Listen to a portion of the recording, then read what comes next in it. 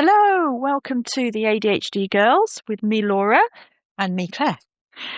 Oh, today we're going to talk about ADHD and recharging ourselves, because recharge isn't always rest, but we're going to talk about how we recharge. So we're going to first talk about how ADHD showed up for us this week. So Claire, how did your ADHD show up for you? Yeah, so feeling very mentally exhausted and not really necessarily understanding why. Well, I have been busy. Every day's been busy, but feeling especially exhausted and not able to necessarily do. Normally I would do some exercise, go for a walk, but it's been difficult. The nights are dark. Weather's not been great, and then realizing that I need to do something like take a bit of my own advice and do one of my special interests. And so I've booked a last minute trip to go to Berlin next weekend. And my partner said to me, "Oh, you're stretching yourself too thin. You're saying you're exhausted." And I said, "Yeah, but it'll be a reset for me. And it's doing something that is actually really good fun." Yes. So this kind of leads into what we're going to talk about today, which is about how you rest or recharge. And that might not look like lying down and listening to whale music. It could be, it could look from the outside like you're taking a lot on, but it's recognizing. I think it's recognizing yourself and knowing what you need. Yeah.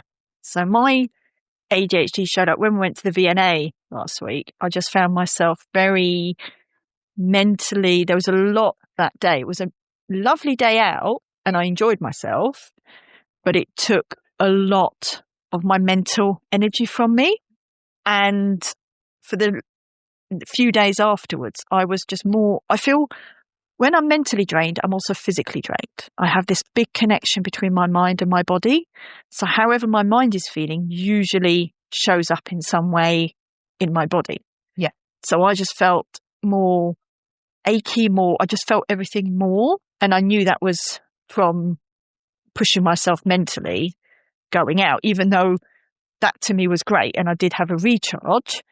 It has the after effects of it. So the V&A you're referring to is the Victoria and Albert Museum. If you caught our live podcast on Saturday, we went to the Design and Disability exhibition. Yes.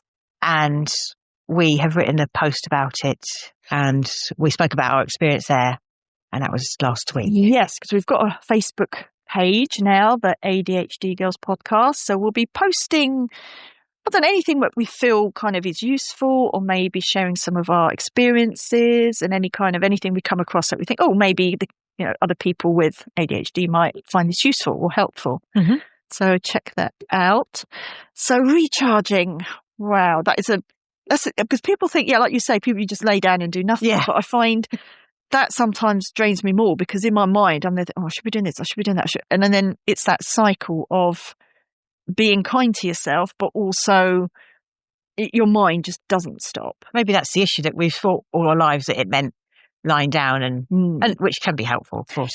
Yes. But, there are more ways to recharge, and it's so important that we do things that are fun, that are around our interests, and that are specific. If you're into something really specific and it's going to make you feel good, just do it. For us, it's like being outdoors in nature. I don't know if you can hear the rain. Oh yeah, it's absolutely chucking it down. But we were like, no, we're good. We're going to get the fresh air. We're going to sit, and it is actually quite peaceful. Just, I think for me as well, it's hearing those raindrops just help me mentally. It's quite kind of a brain massage for me, kind of all drops and everything. And we are wrapped up quite cozy, so we're not cold, and it's actually for me quite nice to be sitting. This is for me recharging as well, just kind of having that cleansing feeling of the rain. I think the hardest part of this time of year for me is the daylight, because I'm in an office most of the day. So okay, there isn't a lot of light as such here today. It's grey. It is daytime, and it's really nice to be out in it, because I don't get set. I leave home when it's dark and come back when it's dark. So I don't mind the variation in temperatures as much, like if it's cold, if it's raining, whatever. It's the darkness. It's just so demoralising. Yes. So, we are out here in the rain with an umbrella. We're okay. We're quite set up quite nicely. But yeah, it's that nature sounds, isn't it, that we wanted to experience today? Yeah, just that kind of fresh air. And I think the rain as well has that. When we did the nature therapy, when it hits the ground, it releases chemicals into the air. That's meant to help with your mental health. I think especially when it's been dry for a period. I can't remember what it's called, but when it hits the ground and it's very dry. There's a Japanese word for it. There's Japanese have all these wonderful words for all these natural, lovely things that help. But that was when we did our forest bathing, which I really recommend. That was helpful. Yes, I really enjoyed that. Just kind of really, because I find I'm constantly in my head. It's go, go, go. What's happening next? What's happening next? And this is why recharging is so vital to find, because you're kind of expelling all this energy constantly. And it's trying to regain that energy. It's also working with it, because for me, sitting down doing nothing isn't actually, it might look like I'm doing nothing, but my brain isn't switching off, and that isn't particularly restful. I'd far rather be being active. And so when I did some ADHD coaching, I think it was, and one of the suggestions was to give yourself an allotted time to just do whatever you wanted, and to kind of let the brain just go off in any direction, because it's about working with how your brain goes preferred style. So don't try and fight against it. So sometimes I will just say, right, for half an hour, set a timer. And it's like, this is half an hour to just dance around the room, do whatever, just to get that nervous energy, shake it off a bit. And then I find I look online of videos of my interests, and then I go down the rabbit hole of, before I know it, 6 hours. I know. And I'm like, I feel like I've not achieved anything, but I have recharged. Yeah, I think the key is that you give it a timeline. So it's going to be for an hour or half an hour, whatever. It's when it just goes off forever, and you think, oh my God, you say 6 hours. It's like, no, it doesn't make me feel good. It's that finding that sweet spot where I feel good and recharged for it, but not tired and burnt out from it, and like, where's my day gone? That's it. Because I find as well, my brain is more active in the evening. Like, I normally have in the morning, it's not too bad. Afternoon, it can go into a bit of a slump. Evening, I just kind of feel I could go into a 10-hour nap before bed. And then somehow, if I make it through till 10, 11 o'clock, that for my brain is like, this is where we solve every problem in the universe. And my natural rhythm, where I find the best I can get sleep, is from 2 a.m. to 10 a.m. If I sleep in that moment, I will wake up refreshed. I will feel energized. I will feel like, right, I'm ready for the day. And it's not about as well just physical energy, it's that mental energy. Yeah. But because we're using up a lot of mental energy. ADHD brain is very busy. It's constant. Yeah, it's constantly there. And this is where fatigue very often can be mental fatigue or sensory fatigue. We spent all day around people in a overwhelming way, and too much noise, too much. Well, the VNA, I just remembered that cafe where it was just being in a hive of bees of just noise and buzzing, and it was just, I came out feeling like, oh, I've just heard 1,000 conversations in 2 minutes. I don't recall any of them. It was just the noise, and it's unwanted, isn't it? And you can't ignore it, and it's in your brain now, and you've got to deal with it. You've got to process it somehow. Yes, and you didn't want it, but you can't ignore it. And I have a lot of really good ideas, like you're saying about in the evening. And for me, it's like if I have a shower, often I have some great ideas. Quick, get a pen and paper out, write it down, and I'm having a bath, walking around.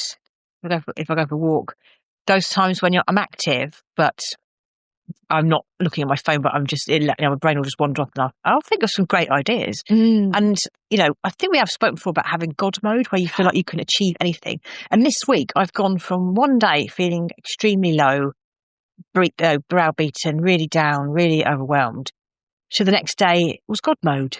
And I was like, this is the ADHD. It's so... What do you think triggers God hard? I think I'd found a solution to my problem, or I felt I had found a solution. So something was really bothering me, and I felt I had a solution, or part of a solution, and it got me out of that stuck mindset. And I was like, oh my God, this is it. This is the key to everything. I just need to follow this. And I know when that happens, there's going to be a crash afterwards, but it's great when it's happening. So I can take on anything. And I was like, I can recognize it now, and I know what it is, but it's almost a manic feeling of like, I can do anything. Yes. No problem's too big, and I'm thriving on the chair. It's that, for me, it's that thing of I've solved a puzzle, or I've found the solution to a challenge, and it's a huge buzz to me. It's like, oh my God. For me, it's that thing where somehow I wouldn't say exactly clarity, but I have more mental energy and more clear ideas around, this is what I want to do. This is what. But does it feel manic to you? Does it feel... Yes. Yeah. I feel very much like I have to do this now because I can achieve it. Yeah. I've got this, I can achieve it. And in my mind, I'll be like, right, okay, I need to do this, I need to do this. And I'm very clear. All the connections are coming together. Yes. You can see everything. Yeah. It's like the Matrix. You can just see all the connections. Everything makes sense. All the codes, all the equations, they're there. It's an amazing feeling, but also quite unsettling because it is real, but you know it's temporary and you know it comes off the back of something else. So I don't know whether we're supposed to harness it, whether we're supposed to just accept it and let it pass, or because you can do great things in that, and you can achieve so much output in a very short space of time. You can be struggling on something for months and months, and you can have a God mode. It's like, I didn't need to worry about it. But have you solved it because you've been thinking about it for months, or did you solve it just in that moment? Yeah, is it a combination of it's festered for so long in your mind, and there's another part of you. It's just like, right, we need to get off together. Let's just get it done. We need to decide. And somehow the two of them collide. Yeah, maybe. And that's when your body's, and then somehow is where you need the physics. It's not just the mental, it's the physical. Yeah, it's the energy levels. It's like, right, we've got this, we can do it. I don't need sleep. Yeah, I don't need anything. I can achieve amazing. This. It's such a high. Yeah. But I think this is where I think we have to accept it. And this is part of us, because what I've personally found, anything that I've struggled against, I don't want this, when I was feeling really low, and I'd be fighting against it. No, I don't want to feel low. I don't want to feel this. Yeah. It uses up still energy of doing that. So it's just accepting it and going, I'm just going to feel low. And I found, for me, that's been such a game changer of I'm not fighting, because ultimately you're fighting yourself. And it isn't permanent. It will go. Everything will pass. Yeah, it will go. It changes state, doesn't it? I think that's really helpful for us when we meet up and we chat things through. Like, we're not asking for a solution, but sometimes just having somebody hear that and be honest, is that being unfiltered as well. Yeah. And I think a lot of it, I feel, as girls, we mask, and that again uses up energy.